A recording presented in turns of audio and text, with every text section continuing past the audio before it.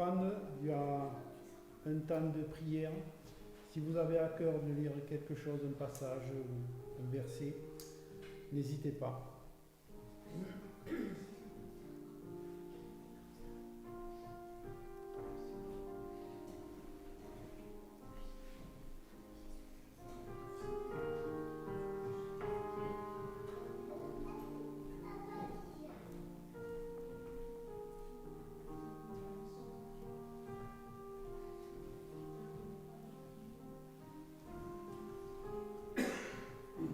Merci Seigneur de nous accueillir chaque dimanche dans ta maison, mon Dieu. Merci de nous remplir de ton esprit à chaque moment où nous en avons besoin, mon Dieu. Merci de nous accueillir dans ta maison pour aujourd'hui et pour demain et pour l'éternité. C'est avec grande reconnaissance, Seigneur, que je te prie. Dans le nom de Jésus. Amen.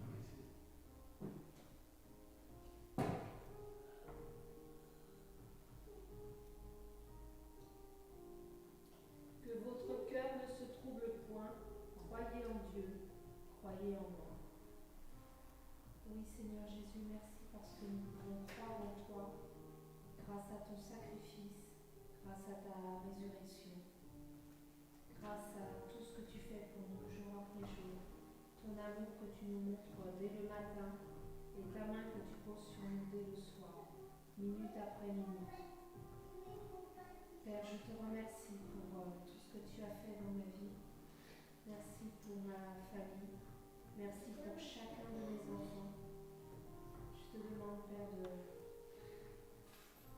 de les fortifier, de les accompagner. Merci pour mes frères et sœurs. Et que nous regardions à toi, Seigneur, dans ces temps troublés. Et que nous puissions être des témoins de ton amour. Et que nous puissions parler de toi. Au nom de Jésus. Amen. Amen. Merci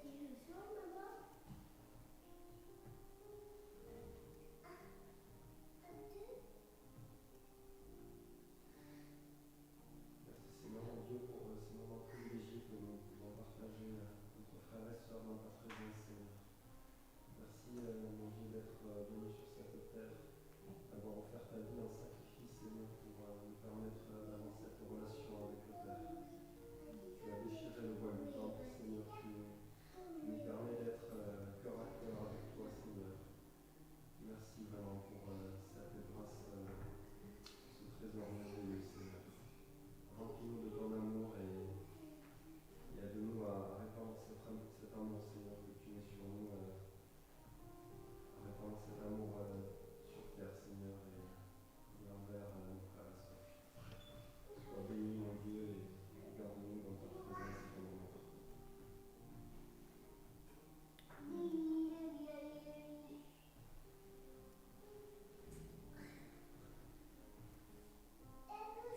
Seigneur, trois fois saint, je veux te louer, je veux te glorifier, Seigneur, pour ce grand Dieu merveilleux que tu es, tout puissant, celui qui a toute autorité. Et je remets toutes choses entre tes mains, Seigneur. Que ta volonté se fasse, au nom de ton Fils. Amen.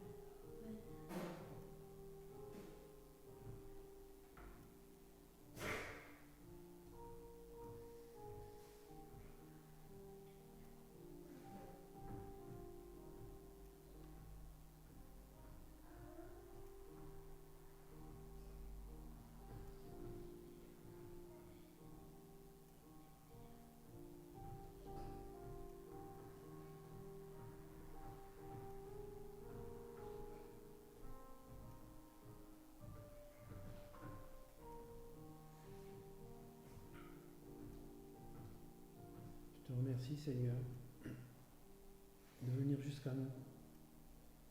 Merci de nous éclairer de ta lumière. Merci pour ta parole, qu'elle éclaire nos vies, nos cœurs, qu'elle nous enrichisse, qu'elle parle aussi dans le cœur de nos proches, de ceux qui veulent te connaître, de ceux qui veulent se rapprocher de toi aussi, que tu sois avec chacun d'eux, que tu sois avec ceux qui sont malades, qui ne peuvent être là parmi nous, que tu les relèves, que tu les fortifies.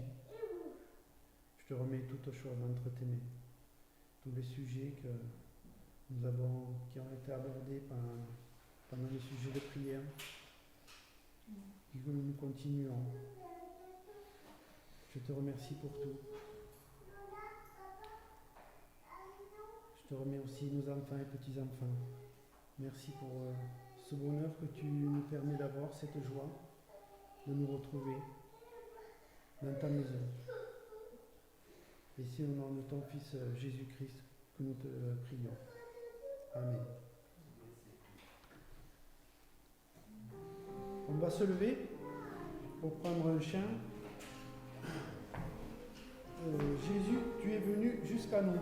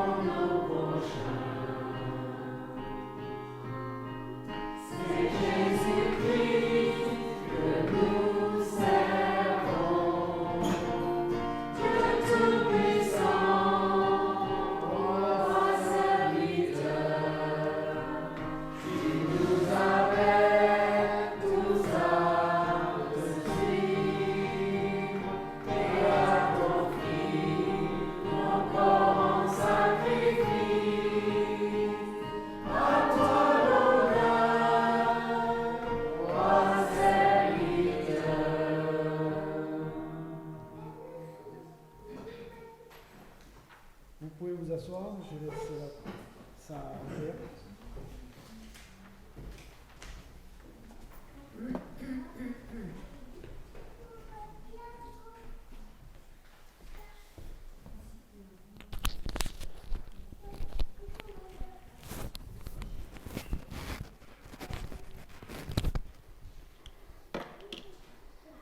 Merci Thierry, qui est de plus en plus à l'aise. Et c'est le but. Ça commence. Et Dieu voulant, ça va poursuivre, tu vas voir. Ce matin, je voudrais terminer la petite série sur Satan et je voudrais vous apporter une conclusion ce matin. Nous avons déjà vu 4 prédications sur le thème de Satan.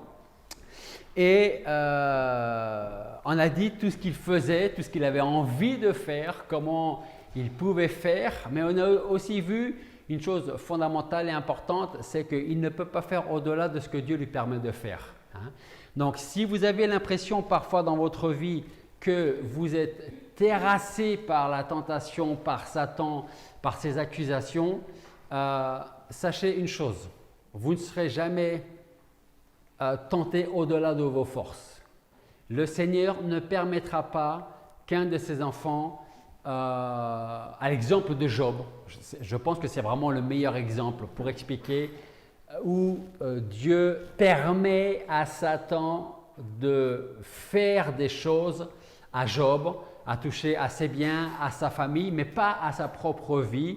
Et donc Satan va se déchaîner contre Job sans dépasser les limites que Dieu lui a données.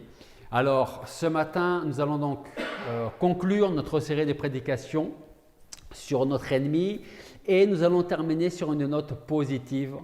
Satan est déjà vaincu. Avant de voir cette conclusion, nous allons prier ensemble. Père Céleste, nous voulons te remercier parce que ce matin encore, tu nous permets d'être dans ta maison. Et comme nous venons de le chanter, notre Seigneur Jésus-Christ est le Seigneur serviteur qui est venu pour nous servir, pour livrer sa vie pour nous. Alors Seigneur, aide-nous à prendre exemple sur lui. Cet exemple, c'est de servir les autres avant de chercher à se faire servir. Que nous puissions lui ressembler en toutes choses, Seigneur. Aide-nous à cela. Change notre cœur quand il a besoin d'être changé pour ressembler au cœur de notre Seigneur Jésus-Christ. Et enfin, je voudrais te remettre cette prédication, Seigneur, entre tes mains, ta parole, que tu veuilles la rendre bénéfique dans nos vies, que nous puissions retenir ce que nous allons voir, le mettre en pratique et nous rappeler d'une chose. Satan est déjà vaincu, c'est toi qui es le grand vainqueur. C'est Jésus-Christ par son sacrifice, par sa mort, par sa résurrection, qui a vaincu Satan, qui a vaincu la mort. Merci, Père Céleste, parce que nous t'appartenons et que nous aussi, par la foi et avec ton aide, l'aide du Saint-Esprit, nous pouvons aussi vaincre Satan. Merci parce qu'un jour, nous serons avec toi dans le royaume des cieux. Mais avant ce jour, aide-nous, permets-nous de regarder toujours vers toi et de marcher avec toi. Et c'est en ton nom que nous te prions. Amen. À travers les dernières semaines, nous avons parlé de la puissance de Satan, de ses ruses, de ses mensonges, de notre devoir à son égard. Et je voudrais revenir sur un passage qui se trouve en 1 Pierre, chapitre 5, verset 8. Si vous voulez regarder ce passage avec moi. 1 Pierre, chapitre 5.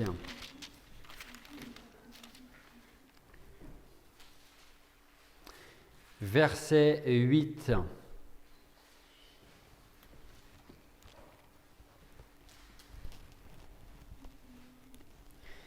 Et Pierre, là, nous dit que nous devons être sobres. Il dit, soyez sobres, veillez, car le diable, votre ennemi, rôde comme un lion rugissant, cherchant qui il pourra dévorer.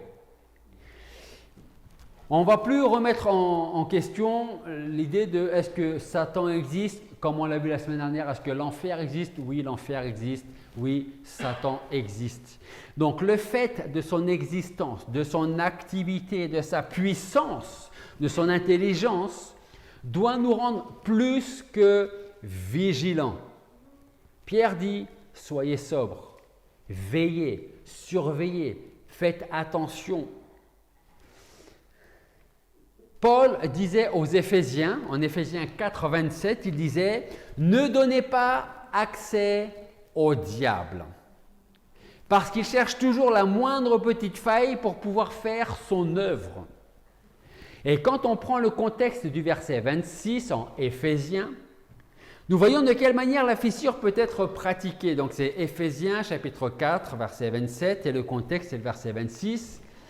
Et nous lisons « Si vous vous mettez en colère, ne péchez point. Que le soleil ne se couche pas sur votre colère et ne donnez point accès au diable. » Là, l'apôtre Paul n'est pas en train de dire « Ne vous mettez jamais en colère ». C'est pas ce qu'il dit. Parce qu'il y a de bonnes colères. Mais là où il faut faire attention, c'est la suite du verset qui dit « Que le soleil ne se couche pas sur votre colère et ne donnez pas accès au diable. » Alors, quel est le meilleur moyen de résister au diable? C'est Jacques qui nous le dit au chapitre 4, verset 7. Il dit que nous devons nous soumettre à Dieu et résister au diable. C'est le tout premier passage que nous avons vu il y a 4 semaines de cela déjà. Et bien qu'il soit fort, nous pouvons lui résister par la puissance de Dieu et par sa parole. Rappelez-vous, le diable est malheureusement très intelligent. Quand il a cherché à tenter Jésus-Christ lui-même dans le désert, Satan n'a rien apporté de son intelligence, de ses ruses. Il a pris des paroles de la parole pour essayer de tenter Satan. Qu'est-ce que Jésus a fait? Il a pris lui aussi des paroles de la parole et il a répondu aux tentations, aux affirmations de Satan. Colossiens chapitre 1, versets 10 à 14. Je vous invite à regarder ce passage avec moi. Colossiens chapitre 1, versets 10 à 14. Et pendant que vous cherchez ce passage concernant Christ quand il a été tenté dans le désert, c'est donc par la parole qu'il repousse les attaques de Satan. À nous de faire exactement la même chose, à nous de garder les yeux fixés sur Jésus et sur sa croix, parce que c'est là, à la croix de Christ, que le diable a été vaincu. Colossiens chapitre 1, versets 10 à 14. De telle sorte que vous vous conduisiez d'une manière digne du Seigneur pour lui plaire en toutes choses, portant des fruits en toutes sortes de bonnes œuvres et croissant dans la connaissance de Dieu. Verset 11. Fortifiés en toute manière selon sa puissance glorieuse, pour avoir toute patience et constance avec joie, rendant grâce au Père qui nous a rendus capables d'avoir part à l'héritage des saints dans la lumière. Verset 13. Qui nous a délivrés de la puissance des ténèbres et nous a fait passer dans le royaume de son Fils bien-aimé, en qui nous avons la rédemption par son sang, la rémission des péchés. Que nous dit Paul dans le verset 13? Que Christ nous a délivrés de la puissance des ténèbres, de la puissance de Satan. Et qu'est-ce qu'il a fait une fois qu'il nous a délivrés? Qu'est-ce qu'il a fait et qu'est-ce qu'il continue de faire? Il nous garde dans sa main précieuse, dans la main duquel personne, rien ni personne ne peut nous enlever. Nous sommes dans la main de Dieu. Regardez un passage que vous connaissez bien dans l'évangile de Jean. Jean chapitre 10, verset 27. Jean chapitre 10, verset 27.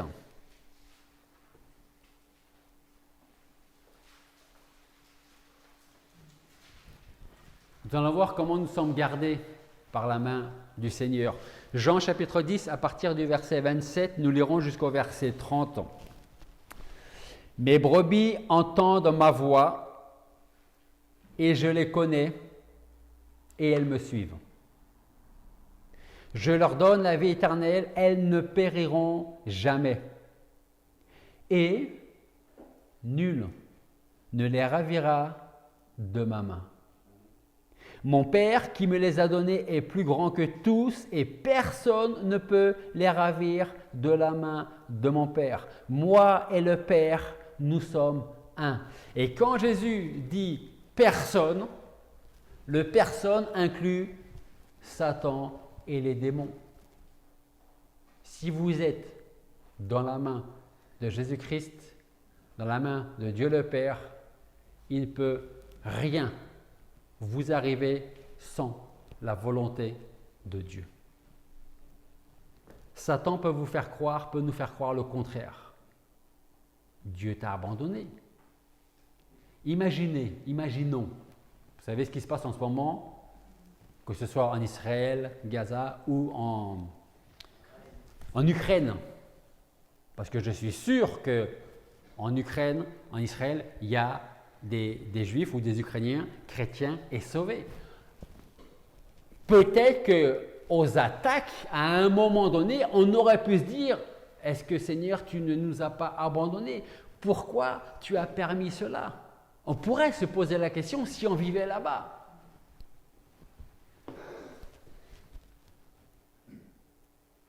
Dieu est aux commandes de toutes choses. Qu'on vive ici, en Israël, en Ukraine ou en Russie, si on appartient au Seigneur, rien ne peut nous arriver sans la permission de Dieu. Cela pour vous dire que parfois, on peut avoir l'impression, parce que Satan vient nous murmurer à l'oreille, tu n'as pas l'impression que ton Dieu t'a abandonné. Alors, regarde ce qui arrive dans ton pays, dans ta ville, dans ta vie. Est-ce que Dieu t'aime autant qu'il le dit? Oui, et je pense même qu'on n'a même pas conscience pleinement de l'amour de Dieu envers nous. Christ nous a délivrés de la puissance des ténèbres, de la puissance de Satan, et il nous garde dans sa main précieuse. Alors là, on commence dans la bonne nouvelle, en posant une question. Quelle est la destinée future de Satan? Depuis qu'il a conduit Adam et Ève en tentation, Satan est sous le poids d'une condamnation, d'une malédiction très spéciale et il en a pleinement conscience. Le Seigneur nous dit en Matthieu chapitre 25, verset 41, « Ensuite, il dira à ceux qui seront à sa gauche, « Retirez-vous de moi, maudits, et allez au feu éternel, préparé au diable et à ses anges. » Le feu éternel attend Satan et ses anges, et il sait très bien que ses jours sont comptés. Je ne suis pas certain je ne crois pas même du tout, que Satan sait exactement le jour où il va être pris et jeté dans les temps de feu. Mais il sait que ça va arriver. Il le sait. Et qu'est-ce qu'il fait? Il essaye par tous les moyens de tromper les chrétiens, de mentir aux chrétiens, ou de faire en sorte que ceux qui ne sont pas encore chrétiens ne deviennent jamais chrétiens. Un feu éternel attend donc Satan, ses anges, et il sait très bien que ses jours sont comptés. Voilà pourquoi il cherchera à entraîner avec lui le plus de personnes possible. Si je dois être jeté dans les temps de feu, un lieu éternel, j'irai pas tout seul. C'est ce qui se dit. Jean nous dit dans son épître, en 1 Jean chapitre 3 verset 8, que le Fils de Dieu a paru pour détruire les œuvres du diable. Jean, dans son épître 1 Jean 3, 8, il est en train de dire que le Seigneur Jésus-Christ non seulement est venu pour donner sa vie sur la croix pour des pécheurs qui ne l'aimaient pas, pour sauver et racheter son peuple, Matthieu 1, 21, tu le nommeras Jésus, c'est lui qui sauvera son peuple de ses péchés. Mais en plus de ça, Jean nous dit que le Fils de Dieu est paru pour détruire les œuvres du diable. Et il a détruit les œuvres du diable, la puissance du diable à la croix. La toute première promesse se trouve en Genèse chapitre 3 verset 15. Il va écraser ta tête. Où? À la croix. Ce n'est pas marqué à la croix en Genèse, mais c'est à la croix que Jésus-Christ a écrasé la tête de Satan. Alors oui, Satan œuvre toujours, mais il n'a plus cette puissance qu'il avait avant. Moi, j'aime dire, redire, penser, imaginer à cette scène. Satan, c'est un chien enragé, tenu en laisse par Dieu. Je te laisse un peu aller et puis je te reprends.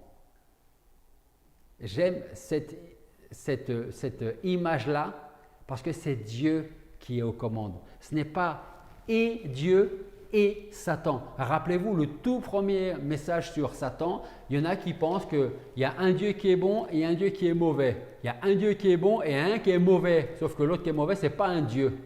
C'est un ange déchu. Et un ange n'est pas un Dieu, même si certains aujourd'hui le considèrent comme leur Dieu, les satanistes ou autre chose, ou d'autres personnes. Ce n'est pas un Dieu bon et un Dieu mauvais, c'est un Dieu souverain et un ange déchu tenu en laisse par le Dieu souverain. C'est comme ça qu'il faut voir, je vais dire, les positions. Donc le Fils de Dieu est paru pour détruire les œuvres du diable, c'est ce que nous disait Jean, et c'est exactement ce que Jésus a fait sur la croix. Regardez Hébreux chapitre 2, verset 14 avec moi. Hébreux 2, 14.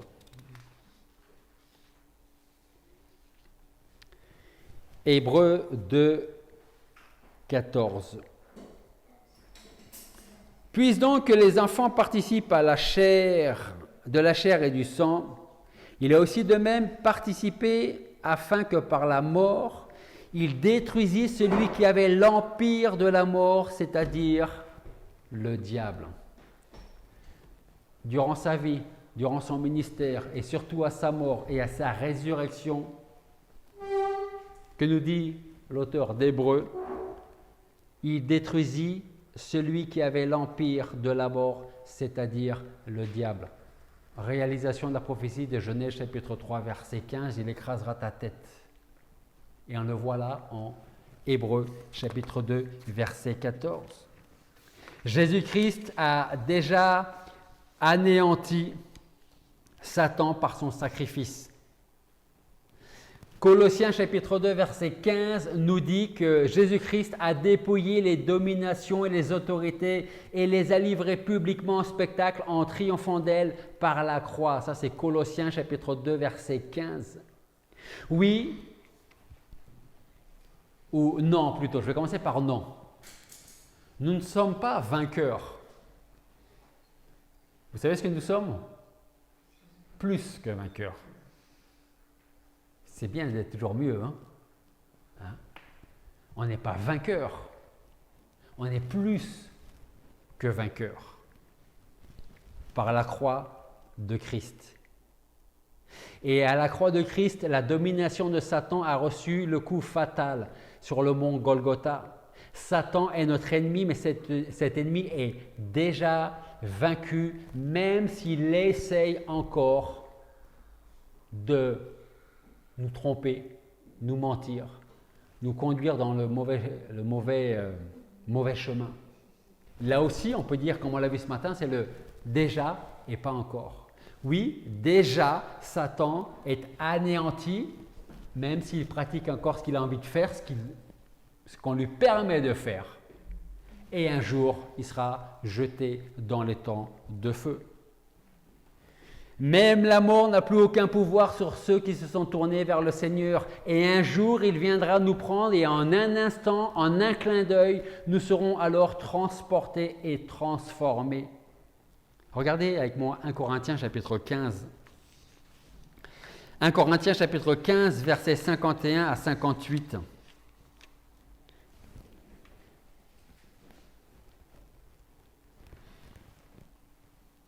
1 Corinthiens 15, 51 à 58. C'est Paul qui nous dit « Voici, je vous dis un mystère, nous ne mourrons pas tous, mais nous serons tous changés en un moment, en un clin d'œil, à la dernière trompette, car la trompette sonnera, les morts ressusciteront incorruptibles et nous serons changés.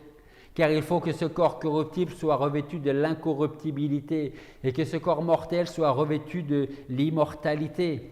je m'arrête là pour l'instant. Là encore, on trouve le déjà et pas encore. Ok? Parce que nous avons une nouvelle nature, le déjà. Et un jour à venir, notre corps sera incorruptible, immortel. Verset 54. Or, quand ce corps corruptible aura été revêtu de l'incorruptibilité, et que ce corps mortel aura été revêtu de l'immortalité, alors cette parole de l'Écriture sera accomplie. La mort est engloutie en victoire. Ô mort, où est ton aiguillon? Ô enfer, où est ta victoire?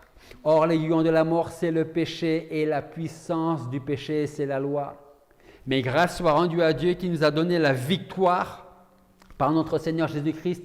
C'est pourquoi, mes frères bien-aimés, soyez fermes, inébranlables, abondants, toujours dans l'œuvre du Seigneur, sachant que votre travail n'est pas vain dans le Seigneur.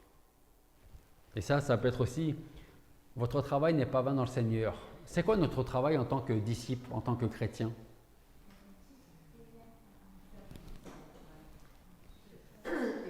Annoncer, comme on l'a vu ce matin, le royaume de Dieu. Annoncer Jésus-Christ. Et même si parfois, je pense que c'est... Enfin, je vous souhaite que ça vous soit arrivé. Ça veut dire que vous l'avez fait avant. Vous n'avez jamais eu le sentiment de vouloir évangéliser une fois, deux fois, trois fois à une même personne et que vous avez l'impression que ça n'a servi à rien du tout. Hein? Peut-être que Satan nous souffle à l'oreille. Écoute, il ne veut rien savoir ou elle ne veut rien savoir. Va voir quelqu'un d'autre. Ou laisse tomber même. Parce que cette personne, comment elle t'a reçu, peut-être que la prochaine va faire pareil. Peut-être que ce sera même pire, peut-être. T'es sauvé, c'est ce que tu penses. Alors, vis ta petite vie pour toi-même. Ce qui est malheureusement rusé chez Satan, c'est qu'il peut nous dire, continue d'aller à l'église, mais oublie les autres. Mais là, on fait que la moitié du travail. Parce que si on doit venir à l'église chaque dimanche, quand c'est possible, bien entendu, ne pas abandonner notre assemblée, notre travail aussi en tant que chrétien, en tant que disciple, c'est d'annoncer l'évangile aux autres aussi. Donc si on ne vient que à l'église, mais qu'on ne témoigne pas aux autres, on a raté quelque chose. À nous donc de prendre conscience du bonheur d'apprendre que par sa mort, Jésus a rendu impuissant celui qui se tenait dans la servitude. Gardons à l'esprit que Satan est un ennemi vaincu. Il n'a aucune puissance contre nous si nous nous tenons près de Christ. Et ça, c'est fondamental. Parce que si Ève avait insisté en disant « Oui, Dieu a dit que », probablement qu'on ne serait pas dans le péché aujourd'hui. Peut-être qu'elle aurait pu dire, eh bien on va l'appeler, puisque Dieu était souvent avec Adam et Ève, on va l'appeler, puis lui-même va te répondre. Et tu verras ce qu'il a dit. Qu'est-ce que Ève a fait? Ève a cherché à répondre de par elle-même. Donc au début, elle a dit, oui, Dieu a dit, vous ne mangerez pas parce que vous mourrez. Mais l'autre, il a vu la perche que Ève lui a tendue, et qu'est-ce qu'il a répondu? Vous n'allez pas mourir, c'est pas vrai. Par contre, vous allez devenir comme lui, ça, il ne veut pas. Donc, il ne veut pas que vous soyez comme lui. Il veut que vous soyez toujours, même s'il n'a pas utilisé le terme, mais c'était dans son idée, il veut que vous soyez toujours une certaine servitude sur vous. Il veut que ce soit lui qui domine sur vous. Il ne veut pas que vous soyez comme lui. Par contre, si vous mangez du fruit, vous allez devenir comme lui. Hein?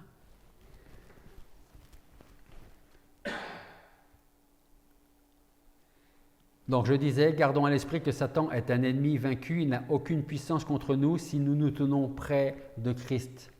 Même si ses stratégies peuvent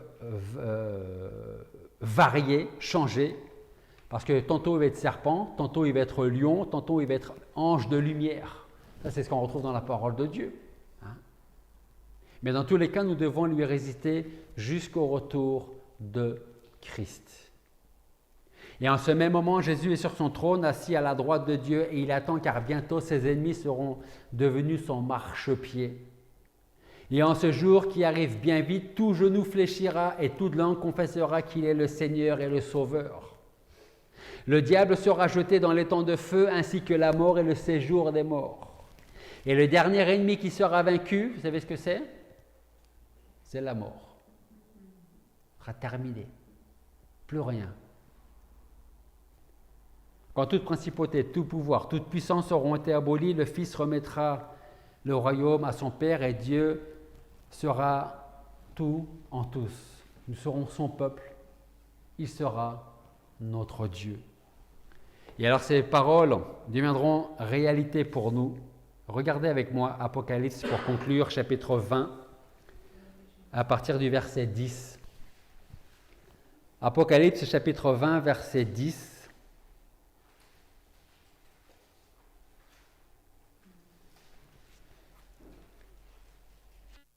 Avant de lire ce passage, il y a encore ce déjà et le pas encore. Apocalypse chapitre 20, versets 10 à 15. Et le diable qui les séduisait fut jeté dans l'étang de feu et de soufre où sont la bête et le faux prophète, et ils seront tourmentés jour et nuit au siècle des siècles. Puis je vis un grand trône blanc et celui qui était assis. La terre et le ciel s'enfuirent de devant sa face et leur place ne se retrouva plus. Et je vis aussi les morts, grands et petits, qui se tenaient devant Dieu, et les livres furent ouverts. On ouvrit aussi un autre livre, celui qui est le livre de vie, et les morts furent jugés selon leurs œuvres, d'après ce qui était écrit dans les livres. Et la mer rendit les morts qu'elle contenait. La mort et l'enfer rendirent aussi les morts qui y étaient. Et chacun fut jugé selon ses œuvres. Et la mort et l'enfer furent jetés dans l'étang de feu, c'est la seconde mort. Et quiconque ne fut pas trouvé écrit dans le livre de vie fut jeté dans l'étang de feu. Et on va au chapitre 21 maintenant, versets 1 à 7. Je vis ensuite un ciel nouveau et une terre nouvelle. Car le premier ciel et la première terre avaient disparu et la mer n'était plus. Et moi, Jean, je vis la sainte cité, la nouvelle Jérusalem qui descendait du ciel d'auprès de Dieu, préparée comme une nouvelle mariée qui s'est ornée pour son époux. Et j'entendis une grande voix du ciel qui disait « Voici le tabernacle de Dieu avec les hommes. Il habitera avec eux, ils seront son peuple, et Dieu sera lui-même avec eux. Il sera leur Dieu, et Dieu essuiera toute larme de leurs yeux, et la mort ne sera plus. Il n'y aura plus ni deuil, ni cri, ni travail, car les premières choses sont passées.